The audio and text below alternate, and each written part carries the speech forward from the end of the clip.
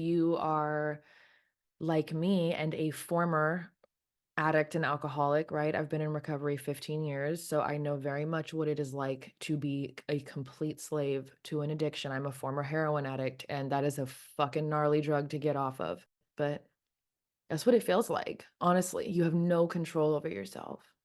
None. It's like you're just watching. But, we have these vampiric junkies that we have elected to be daddy gov. But they're dependent on having power over masses, and who are the power has to be given. You can't really take it. Like, and we do give it because we consent to all of these systems every single day just by the fact that we don't resist. That alone is consent. It is. It's also consent to show up and put all your life force into it every single day. It's also consent to vote. It's consent to, well, it's consent to just keep going along after, atrocity after atrocity after atrocity. This has been going on longer than I've been alive. We all know we don't need it more in our head, right? We know. We know so well that we've become numb to it. That's how well we know. And yet we don't do anything because we're too busy chasing rabbit holes, shiny carrots, vice, whatever. But these people are dependent on us giving up our power. So they're dependent on constantly engaging in a play. And so are we, strangely.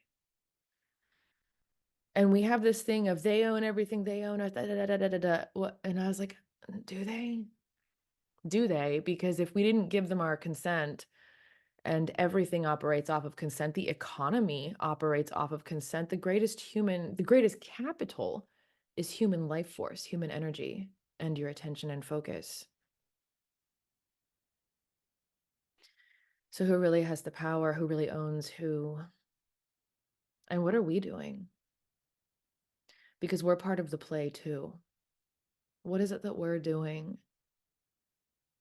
Sitting from the nosebleeds, putting absolute nutjob psychopaths in positions of power, which means we don't want to take the responsibility or deal with it. So we'll just let whoever panders and grifts the most do it.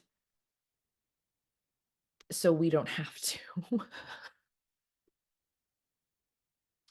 And then for another 4-year cycle, if you're in the United States, we sit around and yell at each other. And it's just as much a play for us as it is for them, right? Like they keep doing this dance and we keep doing the dance with them, but we're also doing the dance amongst ourselves. Like we're yelling, we're talking about it. Like right now, people are upset. Some people are very happy. It's a fucking seesaw and it changes all the time, but it's still, this might make sense to some people and it might not make any fucking sense at all to most of you. I have no idea. I just read that line and I'm like, oh yeah, big reminder that the people that we think just know all the things and are somehow qualified to do fucking anything or are just hiding all these secrets of whatever the hell.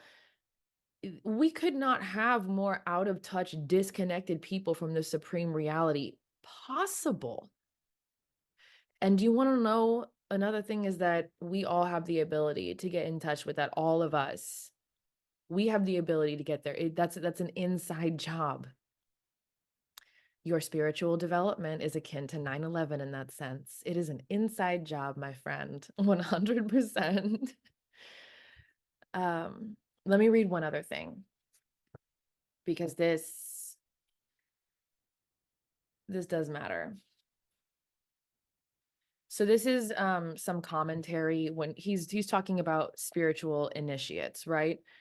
And so I'm not going to get into this. It's not what this is about tonight, but something he says, and this is about free will. Whenever the initiate leaves his enclosed spiritual sphere and steps forth before the world, he must immediately take a third law into account, and it is this: adapt each one of your actions and frame each one of your words in such a way that you infringe upon no one's will.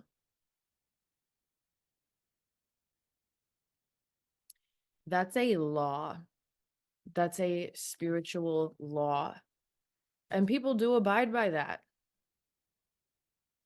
They even essentially got 12-step programs to teach you the fucking fundamental ABCs of that. It's called Al-Anon. But do not infringe upon the free will of somebody else. Natural law teaches this too. You don't have to be part of a mystery school.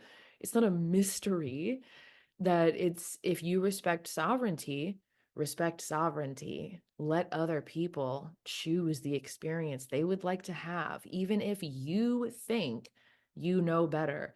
Who are you? Because we're all here in this part of the play at the exact same time, too.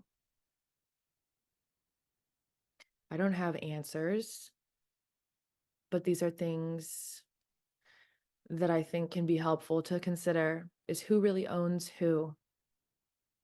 Nobody? Is this whole thing just a self-fulfilling cycle because we keep choosing to show up in these same unconscious ways?